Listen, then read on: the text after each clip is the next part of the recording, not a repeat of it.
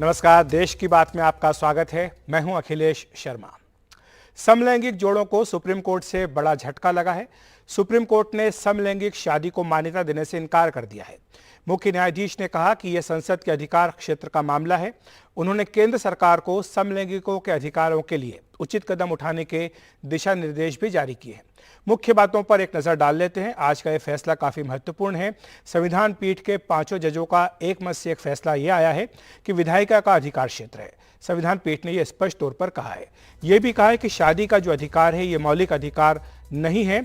समलैंगिक जो कपल है वो बच्चा भी गोद नहीं ले सकते, ये भी संविधान पीठ ने कहा है। गोद लेने के मुद्दे पर 3-2 के बहुमत से फैसला किया गया है। इसी के साथ ये भी कहा गया है कि समलैंगिकों के अधिकारों की पहचान के लिए एक समिति बनाई जानी चाहिए। कुछ कानूनी अधिकार, सामाजिक सुरक्षा का लाभ दिया जाना चाहिए।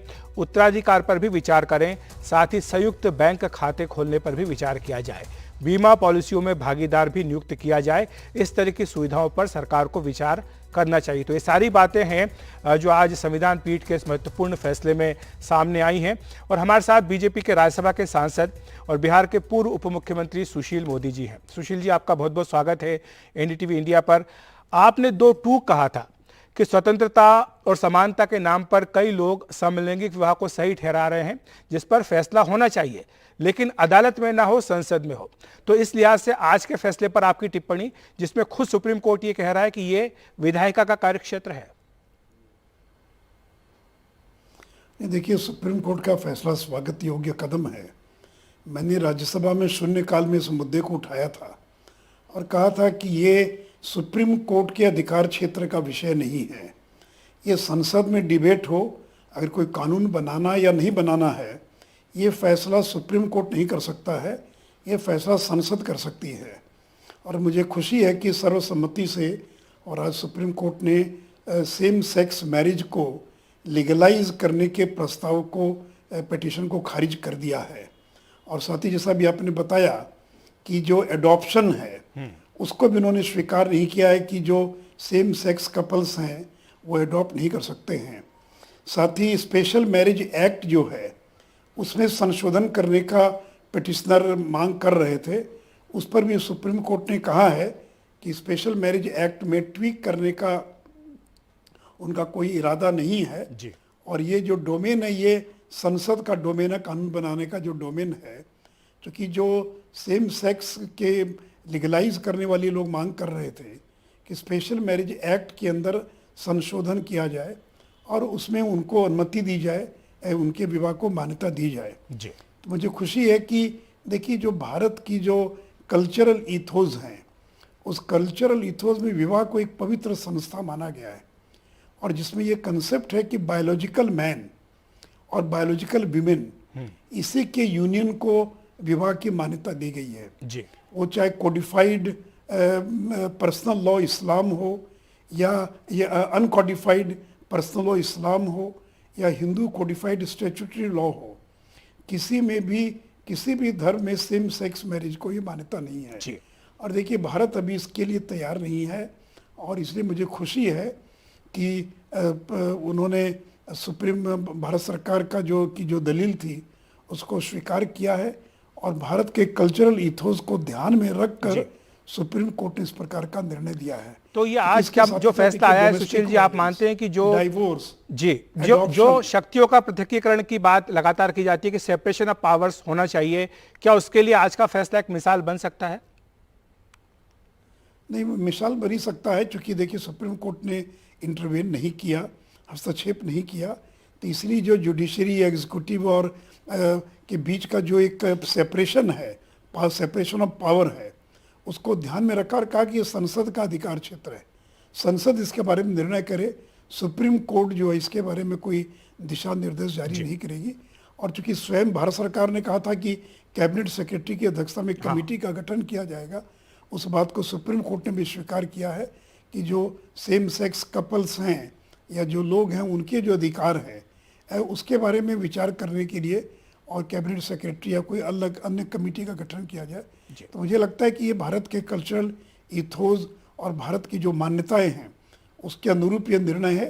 इसलिए सुप्रीम कोर्ट का निर्णय स्वागत योग्य कदम है। एक आखिरी सवाल सुशील जी, अब गेंद जो है सरकार के पाले में आ गई है, आपके हिसाब से संसद में अब क्या करना चाहिए? क्योंकि आप शुरू से कहते रहे कि अधिकार संसद का है, लेकिन आपने कहा कि अभी इसका समय नहीं आया है, तो कब समय आएगा और सरकार को इस पर क्या रुख लेना चाहिए? डिबेट हो सकती है। नहीं, सरकार ने तो देखिए स्पष्ट रूप से सुप्रीम कोर्ट ने अपना रुख क्लियर स्पष्ट कर दिया है।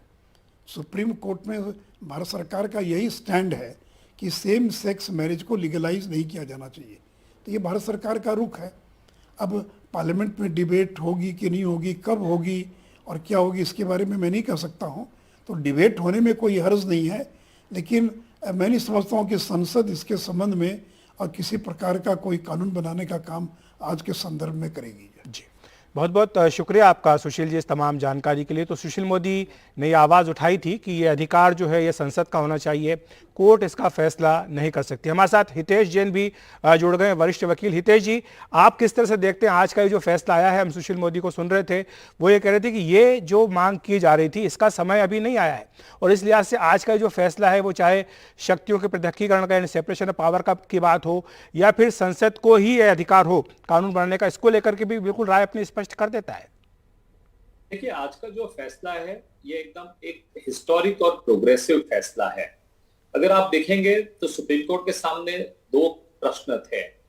एक पहला प्रश्न था कि क्या विवाह का अधिकार जो है ये मौलिक अधिकार है, और दूसरा जो था कि स्पेशल मैरिज एक्ट की जो सुशील मोदी जी बात कर रहे थे, तो उस प्रोविजन में can supreme court strike down that provision, या उसमें वो रीड कर सकते हैं कि समलैंगिक विवाह are allowed under that provision. तो सुप्रीम कोर्ट ने एक स्पष्ट रूप से फैसला दिया है कि जहां तक विवाह का अधिकार जो है ये मौलिक अधिकार नहीं है। दूसरी बात, स्पेशल मैरिज एक्ट प्रोविजन जिसके लिए ये पिटिशनर्स गए थे कि उसको अनकॉन्स्टिट्यूशनल डिक्लेयर किया जाए, तो सुप्रीम कोर्ट ने एक बहुत अच्छी बात कही है कि वो अगर आप अनकॉन्स्टिट्यूशनल डिक्लेयर करेंगे तो आप भारत को 50 साल पीछे ले जाएंगे, और जो अधिकार काफी इंटरफेथ कपल्स या काफी लोगों को मिला है जो पर्सनल लॉ के नीचे शादी नहीं करते हैं, आप उनके राइट्स ले लेंगे। और तीसरी बात, जहां तक मैरिज और जहां तक विवाह के बारे में कोई भी डायरेक्शन या लेजिस्लेशन, इसका अधिकार जो है ये संसद को ही हो सकता है, क्योंकि ये जो स्टैट्यूटरी राइट्स होते हैं इसमें सिर्फ कोर्ट के डिक्लेरेशन से काम नहीं होगा, इसमें काफी पहलुओं पर विचार करना होगा। तो ये फोरम जो है ये संसद का फोरम है। तो यही सब इस फैसले को अगर आप पूर्ण रूप से अगर आप देखें तो इसमें आपका doctrine of separation of powers की भी बात आ जाती है, जुडिशरी के भी पावर की बात आती है, एंड इसको हम कहते हैं ये सही मायने में जुडिशियल एक्टिविज्म हुआ है, ना कि जुडिशियल एडवेंचरिज्म हुआ है। ठीक है, तो हितेश जी, स्पेशल मैरिज एक्ट को असंवैधानिक न मानना, विवाह के अधिकार को मूलभूत अधिकार न मानना, एक तरह से जो केंद्र सरकार का रुख था कि विवाह जो एक सामाजिक व्यवस्था है और सरकार इस पर कुछ नियम बना सकती है, इस पर किसी अन्य को हस्तक्षेप नहीं करना चाहिए, क्या आपको लगता है कि सरकार की एक तरह से बात जो है वो मानी गई है? बिल्कुल, स्पष्ट रूप से सरकार के जो भी आर्ग्यूमेंट्स थे वो भी माने गए थे। पर अखिलेश जी, मैं एक और बात आपका ध्यान आकर्षित करना चाहता हूं एक बात की तरफ। सरकार ने इस मामले में बड़े सेंसिटिविटी को नजर रखते हुए एक कहा था कि ये मामला जो है इट इज नाइदर फॉर और अगेंस्ट एलजीबीटी कम्युनिटी, यस, ये समलैंगिक के अगेंस्ट में या फॉर का मैटर नहीं है। इनको अगर राइट्स मिल, सरकार की सिर्फ यही बात थी कि इनकी अगर राइट्स मिलनी चाहिए तो इनको पार्लियामेंट से मिलनी चाहिए, इसके ऊपर विचार विमर्श होना चाहिए, और parliament is a correct forum to give them the rights, ना कि कोर्ट से। जो पिटिशनर्स थे वो कोर्ट में आ रहे थे, उनका कहना था कि पार्लियामेंट को आप भूल जाओ, पार्लियामेंट का कोई मतलब नहीं है, आपको सिर्फ सेक्शन 4 को अनकॉन्स्टिट्यूशनल डिक्लेयर करना है, उनको सारे अधिकार मिल जाएंगे।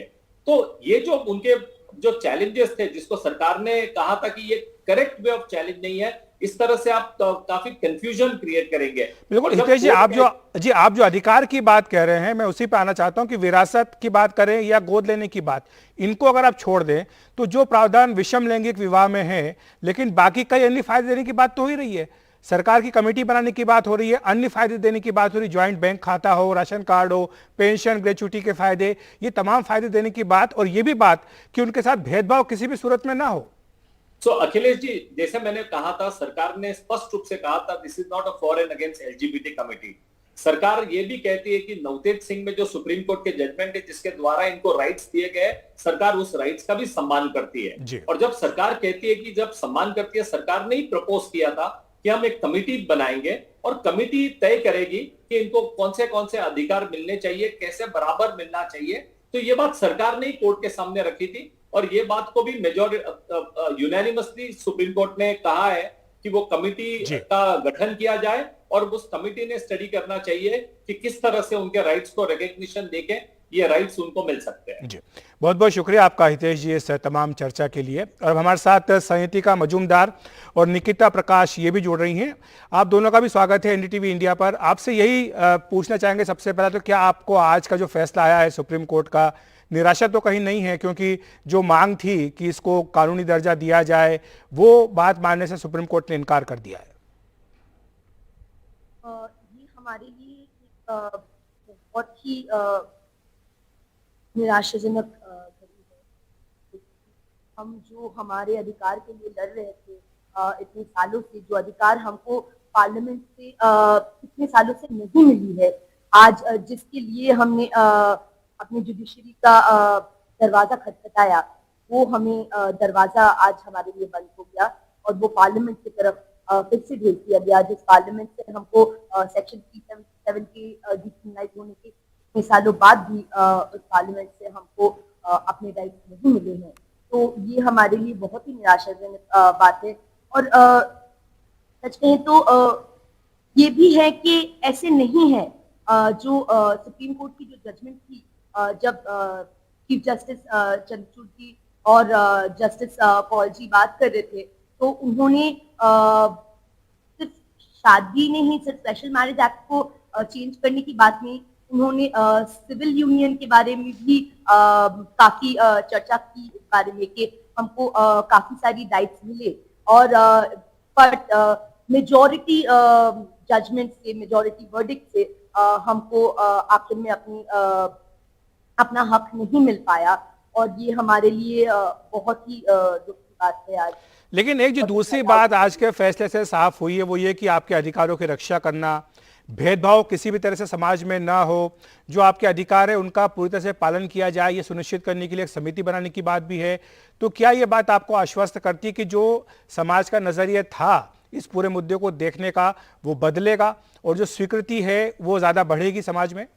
काफी आशा थी हमें सुप्रीम कोर्ट से कि हमारी फेवर में जजमेंट आएगा और सेक्शन 377 के बाद अगर ये जजमेंट का हम इंतजार कर रहे थे तो हम भी सोचते कि देश प्रोग्रेस की तरफ बढ़ रहा है और हमें समझ रहा है और हम जैसे लोगों को अब एक जैसे ट्रीट कर रहा है, इक्वालिटी की जो ये लड़ाई है उसमें हम जीत रहे हैं।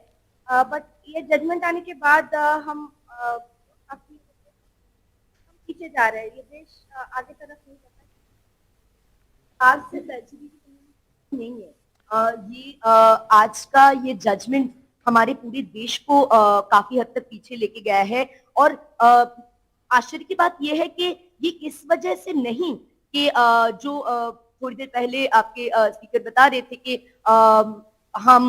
हमारे देश की जो संस्कृति है उसमें LGBT कम्युनिटी के लोगों को शादी की मान्यता नहीं दी जा सकती है।